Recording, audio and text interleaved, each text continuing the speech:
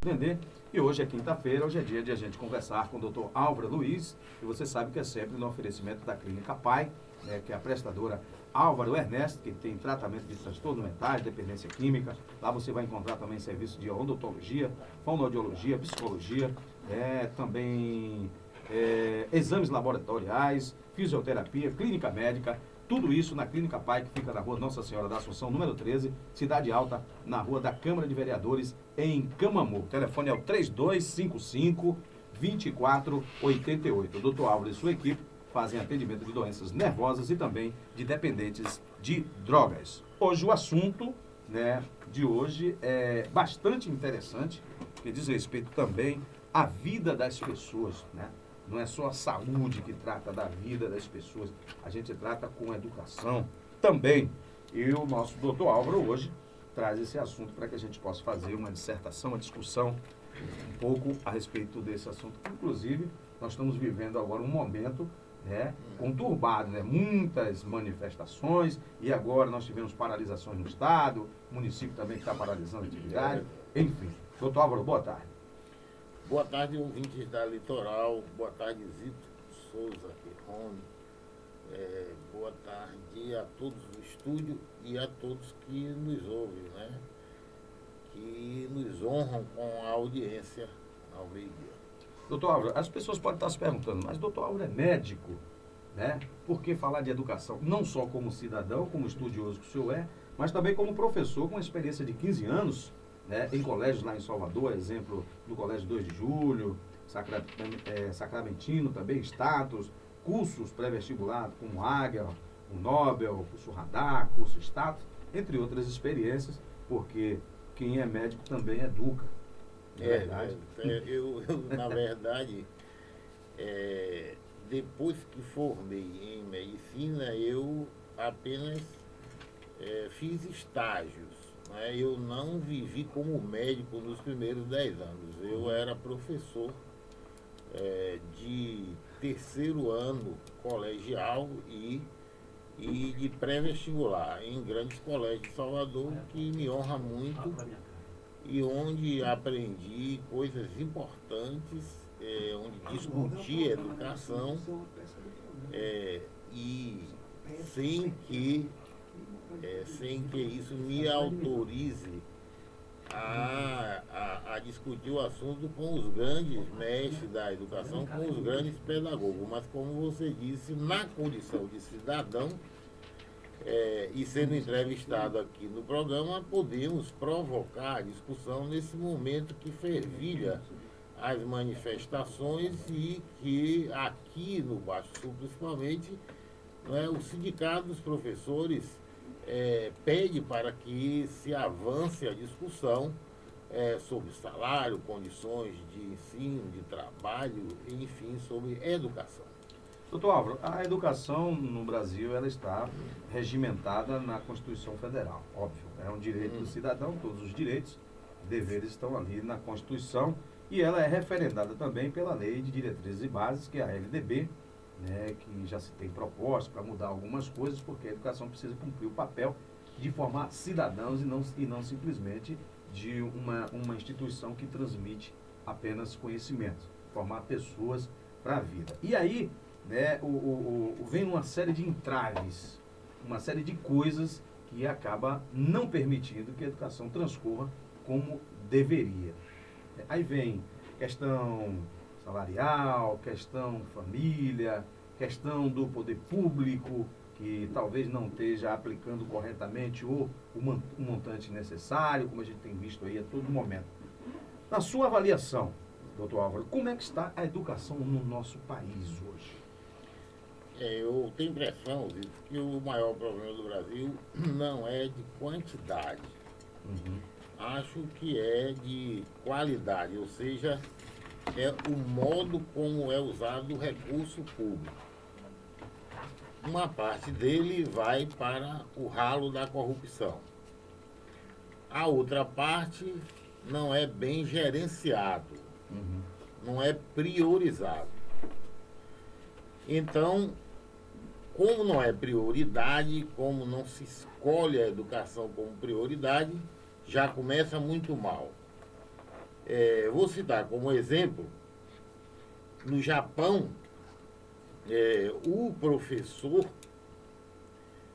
é o único cidadão, o único profissional que não se curva diante do imperador. Para saudar o imperador, todos os cidadãos japoneses são obrigados a se curvar, menos os professores. Bom, isso o Japão sinaliza para a sua população, para os japoneses, que depois do imperador, o cidadão que é a autoridade máxima, né? A autoridade máxima no Japão é o professor. Não precisa dizer mais nada. Então, quem cuida das crianças japonesas, quem cuida da cultura, do saber, da ciência, no Japão, é prioridade absoluta. Não é à toa que o Japão é o Japão. Não é à toa que o Japão é o rei da tecnologia. Não é à toa que lá a criminalidade é baixa. Não é à toa que o Japão é um dos maiores PIBs do mundo, per capita, e que lá, quando alguém é pego com a mão na botija, na corrupção, o cara se mata. Lá não se cospe na rua, lá não se joga lixo na rua. A população reverencia quem sabe, né? Os idosos que têm conhecimento acumulado, protege as crianças, é um povo extremamente educado. Resguarda a cultura. A cultura. Né? É como se você... É como se tudo fosse um altar, tudo tivesse no altar, tudo é reverenciado, tudo é respeitado. Ninguém no Japão vai ver uma moça passando na rua e vai dizer uma piada para ela, um impropério. Porque lá é o berço da educação. Se depois do imperador o sujeito mais importante é o professor, não precisa se dizer mais nada, o professor é bem pago, o professor é reverenciado. Então, quem é o binômio? Tem que ser professor-aluno. No país que quer levar a educação a sério, os valores máximos precisam ser do professor e do aluno. Os outros precisam estar atrás deles.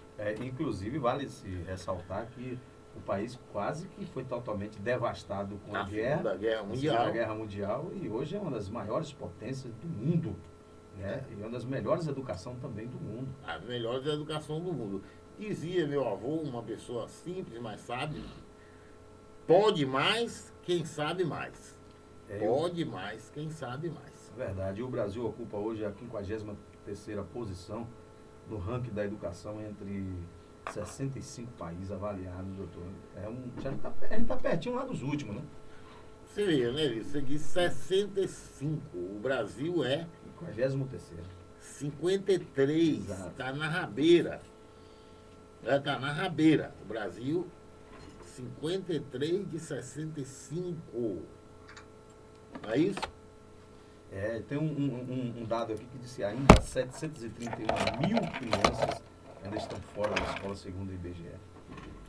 Pois é, agora, Zito, você me dá a oportunidade para a gente discutir, talvez, o que seja a essência das dificuldades.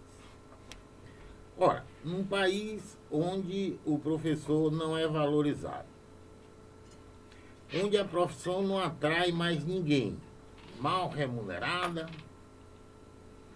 mal valorizada, com riscos enormes, riscos inclusive dentro da sala de aula, né?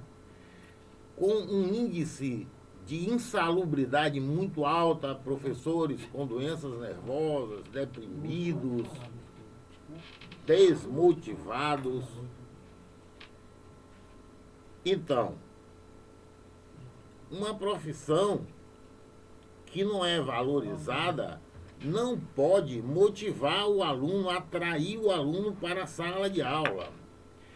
Uma profissão onde os gestores, os planejadores acham que é só dar aula, que é só estar na sala de aula, que não tem horário para estudar, aprender, planejar, pesquisar, propor coisas novas.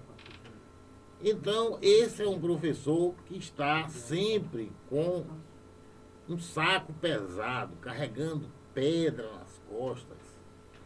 Então, ele não pode ser um profissional que vá estar com a saúde perfeita para que o aluno seja atraído.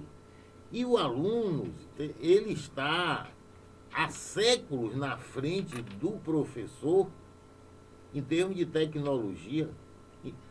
Não é do professor, da estrutura que se dá na sala de aula. Né? O aluno está com um celular de última geração e a sala de aula está no século passado. Quadro de giz. Quadro que quisera lá ainda na era do feudalismo. Né?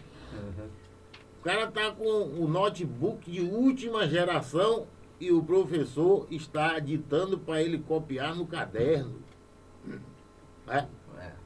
Então, como é que pode, com essa disparidade, o aluno tecla no computador, ele tem a informação instantânea, online, de qualquer lugar do mundo. Por que ele teria que prestar atenção a uma aula, entre aspas, monótona? Porque o professor não é obrigado a fazer aula show, todos eles. Ele não é obrigado. Acontece que o aluno está num século e ele está no outro. E às vezes também a condição de trabalho não permite que se tenha uma a condição aula de saúde, né? A condição de trabalho.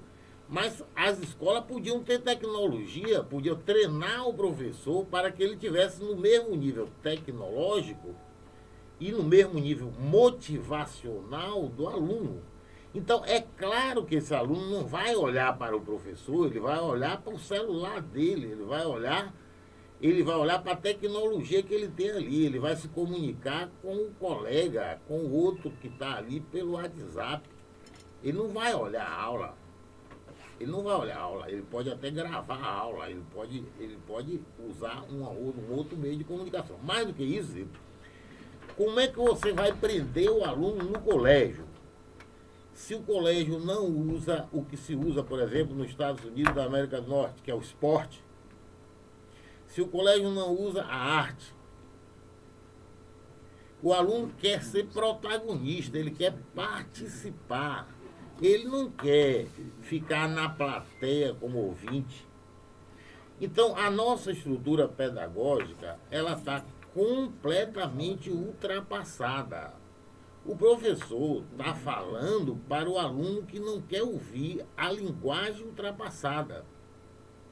O Estado está propondo um modelo no colégio, mas o aluno só pode ser atraído se o colégio oferecer o esporte, se oferecer a cultura, a arte, tá? O teatro, a tecnologia. A pintura, a tecnologia. Exato. Então, não há um encontro. Essas pessoas não estão falando a mesma língua, não dialogam. Se não dialogam, não adianta você escolher o professor como culpado, o aluno como culpado. Porque essas pessoas, um está falando inglês, outro está falando russo, e tem dinheiro, mas é como a gente está conversando aqui, o dinheiro não é empregado, porque as pessoas que deveriam pensar o que nós estamos discutindo aqui estão fora, porque as escolhas não são feitas pela competência da pessoa, são feitas pelo apadrinhamento político. É o sobrinho do prefeito, é o padrinho da filha de alguém. Não há um critério de competência. As pessoas não são escolhidas porque são competentes. Não há um assessoramento de competência nas secretarias. Tá? Pega o que é mais submisso, pega aquele que dá o recado mais rápido. pega aquele que tem menos competência, porque é mais subserviente. Agora, paga com isso toda uma população, toda uma juventude, todo um país. Então, é preciso que a gente acorde. E os professores são vítimas de um sistema perverso. Mais do que isso, os filhos dos professores. Mais do que isso, todos os filhos de uma nação, os nossos filhos, são vítimas da incompetência coletiva e nós, como cidadãos, contribuímos quando votamos errado. Agora, doutor Álvaro, a gente sabe que em relação a essa questão da valorização do profissional, que aí incide uma série de coisas, como a formação, que não deve ser só uma formação para cumprir uma legislação, tem que ser muito mais além do que isso aí. O professor que às vezes tem que dar aula em 2, 3 escolas, em 3 turnos diferentes para complementar o seu salário, senão ela não se mantém, né? Aí é muito complicado. E aí é que a gente chega também nessa questão da valorização profissional, porque o professor é obrigado a fazer uma verdadeira maratona para poder ter um salário melhor. E acaba, de uma certa forma, a gente já sabe quando se diz no popular, quando se quer abraçar o mundo com as pernas, alguma coisa fica de fora. Com certeza. O professor, ele é um transmissor de conhecimento, ele não é um formador, né? Ele é um aparelho de repetição, porque a condição que você traçou aí, se ele dá aula em 3 turnos, ele não pode olhar o aluno com o nome próprio, ele vai olhar o aluno como um número. Na caderneta que tem lá, né? Claro, tanto que alguns chamam o aluno pelo número 1, número 2, número 3. Então, não adianta procurar o culpado no professor. A estrutura está errada, a estrutura está enferrujada, a estrutura está deficiente e, por isso, a educação está na UTI.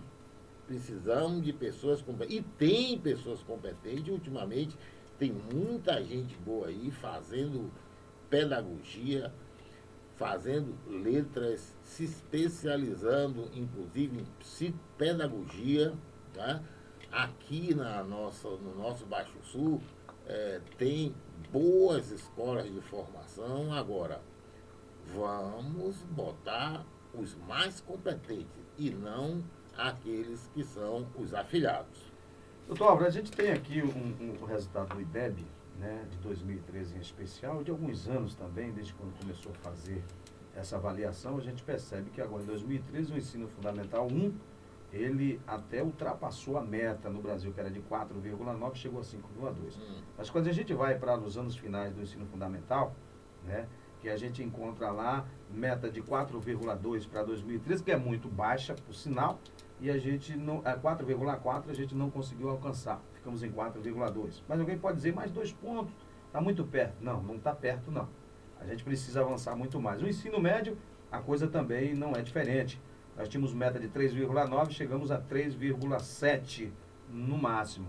Nós estamos vivendo aí uma crise de decréscimo na qualidade do ensino do povo brasileiro. Mas o governo federal, esse ano, nesse novo governo, disse que Brasil, né, pátria educadora. Essa pátria educadora, o que a gente precisa, doutor Álvaro? Eu acho que a gente precisa de vergonha na cara, porque a gente vive no país da mentira. Veja bem, esses números são números mentirosos. Para começo de conversa, nem alcançou a meta. Mas se for auditar os números, você sabe, são números mentirosos, são números para engordar estatísticas do governo. Por quê? As pessoas não sabem ler, as pessoas não sabem fazer contas. Quando você chega na realidade, que o país virtual do Lula e do PT é uma coisa. O que é que eles fazem?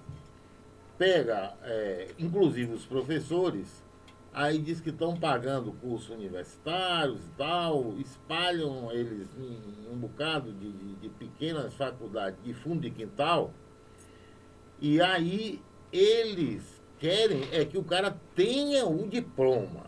A mesma coisa ele faz com o aluno. Ele quer que o aluno passe de ano para engordar a estatística. Aí ele começa a dizer que tem um bocado de professor agora que são todos nível universitário, que as metas do governo foram todas cumpridas, mas na prática, quando você vai aferir, o aluno não sabe escrever, o aluno não sabe ler, o aluno não sabe fazer uma redação, o aluno não sabe fazer uma conta. Eu estou dizendo porque eu fiz um curso de gestão empresarial em Camamu e eu vivenciei isso na sala de aula. A maioria, é óbvio que a maioria sabia, a maioria era de pessoas que estavam preparadas para aquele curso, mas uma minoria que estava se arriscando a fazer um curso universitário não estava preparado para um ditado, porque não retinha na cabeça duas palavras para copiar essas duas palavras depois. Precisava que fosse dito sílaba por sílaba. Você imagine. Então, essa é conversa para boi dormir. É conversa fiada. Todo mundo sabe que nós temos uma péssima educação. O que está aí, esses números são números mentirosos. Doutor Álvaro, a gente tem observado nos últimos dias, em alguns municípios aqui da nossa região, né, com movimentos de professores em relação ao piso nacional, em relação à condição de trabalho e às vezes até algumas reivindicações em relação ao transporte de alunos, merenda escolar. Tivemos paralisação recentemente em Venceslau Guimarães e em outros lugares. O município de Camamu hoje também, os professores estão paralisados. Tem razão esses profissionais? Tem muita razão. Tem muita razão. O que nós precisamos mostrar, Vitor, é que os professores precisam abrir mais para a discussão com a sociedade civil organizada ou não organizada e sair do gueto. Porque o gueto de todos os sindicatos está plugado na esquerda. E a esquerda está muito próxima do PT. E o PT é quem botou a gente nesse desastre que está aí. Quando não é ele, é uma subsidiária dele. Então a gente precisa renovar o sindicato. O sindicato não tem que necessariamente nem ser partido político, nem ter partido político. É bom que o sindicato seja arejado com gente de todos os partidos. Na pluralidade. Porque senão ele fica um braço do PT, como é a CUT, como é a maioria dos sindicatos, de médicos, de professores, etc. E aí ele está errando. Ele está errando porque ele tem uma ideologia, e sindicato não é para ter ideologia. A ideologia do sindicato é a classe dele. Não é o PT, não é o PSB, não é o PSTU, não é o PSOL. Quando os professores fazem isso, eles estão errando muito. Agora, se é um sindicato que luta pela classe, aí muito bem. E é isso que eu acho que é um sindicato moderno. É o sindicato aberto a todas as correntes, é o sindicato que conversa com a população, é o sindicato que renuncia às tetas do poder para não ser submisso. E é o sindicato da verdade, da luta pelo sindicalizado. Ok, doutor Álvaro, educação é um assunto que nos remete a uma reflexão muito boa e também com assuntos extensos, né? Até porque a gente está, como disse no início, cuidando e tratando da vida das pessoas, dos cidadãos brasileiros. Nós temos ali o Júlio Vieira, está dizendo aqui do Alô Litoral, muito boa essa entrevista, parabéns, doutor Álvaro. A Thaisa Santana está dizendo, o senhor acha que deveria ser feita também uma reforma nos professores? Ainda existem muitos professores não preparados, de tempos, né, bem antigos. Na verdade, não acompanha a evolução da informática, né, em tudo. O senhor falou sobre isso. Já falei sobre isso, obrigado, muito obrigado A Thaísa a e o Júlio. Thaísa, né, por nos ajudar a fazer o programa. Thaísa, eu falei sobre isso, o ser humano sempre pode ser melhorado, né? Nós estamos mostrando que não há um culpado, que há um sistema completamente destroçado. Ok. Souza Grapiano, mais alguma participação? Isso, tem muita gente, mas a gente não tem tempo, né? O programa já está. Inclusive, nós estamos às 12 horas e 56 minutos, doutor. Assunto interessante como esse, passa rápido, né? Passa rápido.